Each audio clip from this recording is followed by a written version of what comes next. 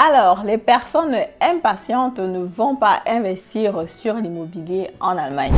Je répète, si tu es impatient, c'est que le domaine de l'investissement immobilier en Allemagne n'est pas forcément le tien.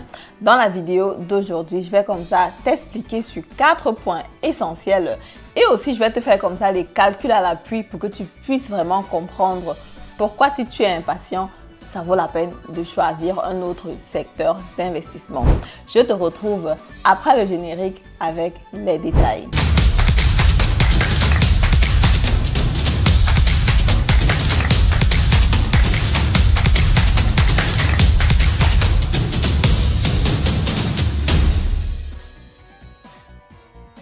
Alors, salut à toi, si tu ne me connais pas encore, mon nom c'est Madeleine Ntedem, je suis investisseur immobilier, entrepreneur dans le domaine de l'immobilier.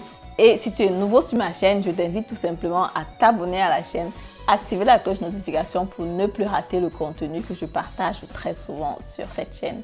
Je suis agent immobilier, conseillère financière certifiée.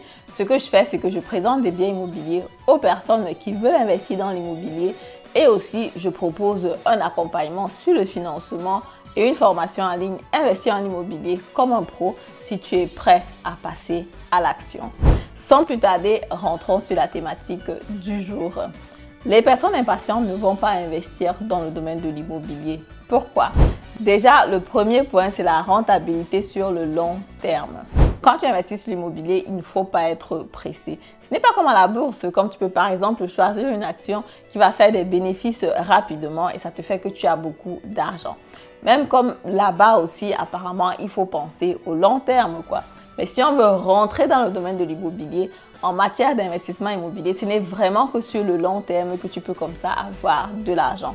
Quand tu vas revendre le bien immobilier ou alors, même si tu fais un revenu mensuel sur ton bien immobilier, en général, ce n'est pas important. Donc, du coup, il va falloir attendre sur le long terme avant d'avoir des revenus. Alors, le deuxième point, c'est la complexité des démarches.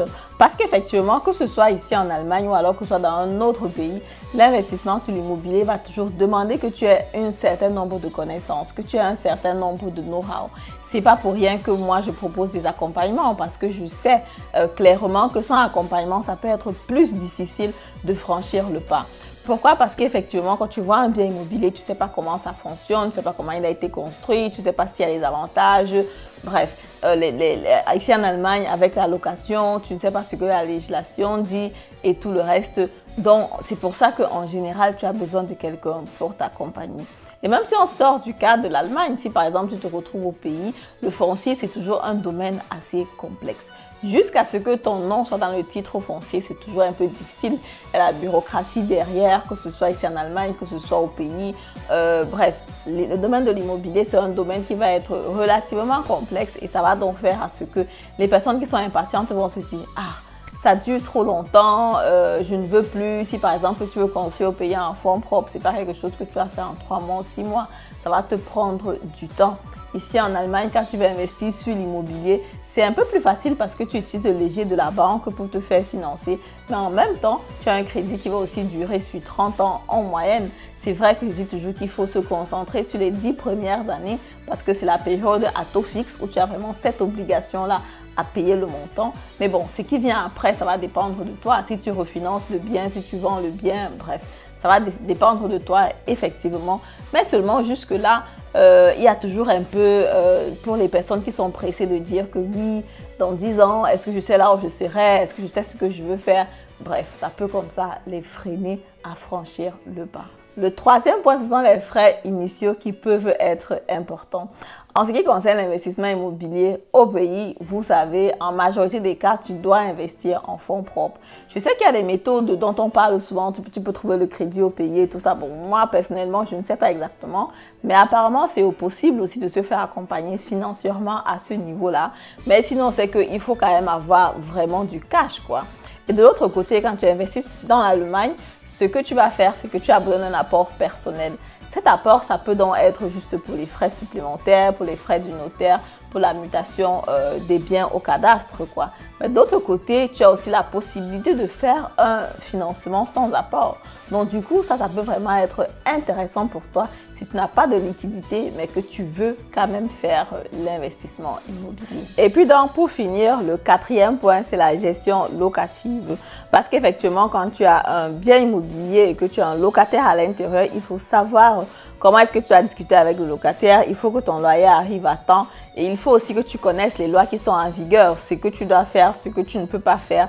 Donc, du coup, ce sont des choses qui sont importantes à savoir. Bon, à ce niveau-là, je ne trouve pas vraiment la complexité parce qu'effectivement, en général, nous tous, nous avons été locataires. Donc, on sait à peu près ce que le locataire veut. Mais maintenant, si tu tombes sur un locataire qui n'est pas vraiment réglo, naturellement, il va falloir que tu saches comment te protéger, quoi. Donc, à ce niveau-là, les personnes qui sont impatientes peuvent dire, OK, j'ai pas trop envie de devoir gérer un locataire ou quelque chose comme ça. Mais bon, en ce qui me concerne, ce qui concerne la gestion locative avec mes biens immobiliers, jusqu'ici, je peux vous rassurer que je n'ai pas encore eu un souci particulier. Et les personnes que j'accompagne aussi, pas vraiment, parce qu'effectivement, ça peut arriver que peut-être le loyer arrive un peu plus tard que prévu. Mais bon, je conseille toujours d'avoir au moins 3 mois de rate de la banque, quoi. Donc 3 mois de mensualité de la banque dans le compte pour au cas où si le locataire paye un peu en retard, que la banque ait déjà de quoi couvrir les frais. Mais jusqu'ici, je n'ai pas encore eu de personnes que j'ai accompagnées et que le locataire n'a pas vraiment payé le loyer, quoi. Donc jusqu'à présent, ça marche plutôt bien. Donc pour terminer comme ça, je vous ai donc promis de prendre un exemple concret pour vous expliquer. Donc du coup, quand tu vas prendre un bien immobilier qui a par exemple la valeur de 300 000 €, on suppose que tu as eu besoin de 7% ici comme frais supplémentaires et qu'en plus de cela, tu as eu besoin de 15 000 € pour pouvoir faire la rénovation. Donc, on suppose que tu as pris un bien immobilier où il fallait encore faire des choses qu'il fallait retaper à l'intérieur.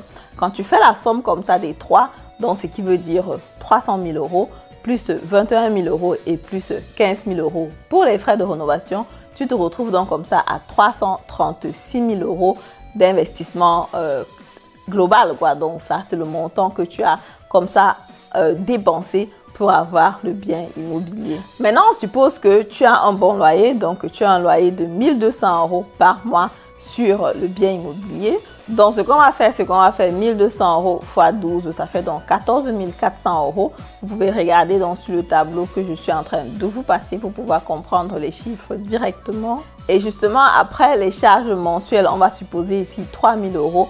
Tu as comme ça un reste de 11 400 €.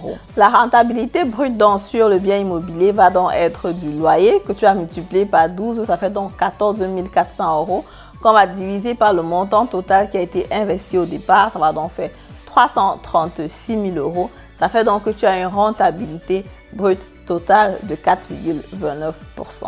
Donc du coup, avec cette rentabilité-là, tu te rends donc compte que déjà le bien immobilier, ça va, quoi. Mais si tu fais le calcul ou bien si tu te poses la question de savoir mais combien de temps est-ce que j'ai besoin pour récupérer comme ça mon investissement initial, ce que tu vas faire, c'est que tu vas prendre les 336 000 que tu vas diviser par 11 400 €. Et tu te rends compte ici, pour récupérer donc l'investissement initial que tu as fait, tu auras besoin de 29 ans.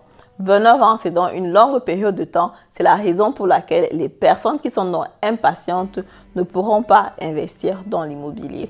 C'est vrai que ici le calcul n'est pas forcément correct parce qu'effectivement, on a supposé que le loyer va rester de 1 200 € pendant 29 ans ou alors pendant une très longue période de temps. Mais seulement ce qui se passe généralement en réalité sur le terrain, c'est que tu as soit la possibilité d'augmenter le loyer de 20% tous les 3 mois, ou alors tu as un contrat de bail où tu as la possibilité comme ça, où le loyer augmente automatiquement, quoi. Et là, du coup, ça fait que tu n'as pas besoin de te gêner, de te casser la tête pour les augmentations de loyer et tu te rapproches un peu plus du montant que tu as investi au départ. Et après, je me dis, ok, si tu dois investir 336 000, si tu dois investir 336 000 que tu peux récupérer en 29 ans, 29 ans, c'est pas aussi long que ça, hein, parce qu'effectivement, les gens voient souvent les chiffres 29, 30, 35 ans, la durée de crédit. Chacun se dit, ah, c'est élevé, c'est trop long et tout le reste. Bon, c'est la raison pour laquelle je conseille toujours de commencer avec l'investissement immobilier assez tôt. Et même si tu commences à 40 ans, aujourd'hui, la durée de vie, c'était combien de temps? c'est 80 ans, c'est 90 ans. Donc du coup, il y a de fortes chances que tu vives encore minimum pendant 20 ans, pendant 30 ans. Donc du coup, parfois tu vas à 29 ans, tu te dis, ah, c'est beaucoup et tout le reste, mais pourtant, c'est pas aussi long que ça. Chacun de nous, vous voyez comment le temps passe. Là, on est déjà en septembre. Je crois que la vidéo va être publiée certainement en octobre. Ça va dépendre comme ça de la rapidité de mon vidéaste à qui je fais un gros coucou et qui voilà, s'occupe toujours de mes vidéos. Mais bon, je pense que certainement en octobre, ça va être publié et vous vous rendez compte que justement, l'année est presque terminée. Le temps passe tellement vite et puis souvent, tu veux faire un investissement, tu te dis 10 ans, 15 ans, 20 ans, c'est long. Non, c'est pas aussi long que ça parce que quand tu regardes derrière toi, le temps a tellement filé. Voilà, je suis donc comme ça arrivée au terme de la vidéo. Si la vidéo t'a plu, comme d'habitude, je t'invite à me mettre un pouce en haut, commenter la vidéo, partager massivement la vidéo et on se dit à très bientôt pour la prochaine vidéo. Au revoir.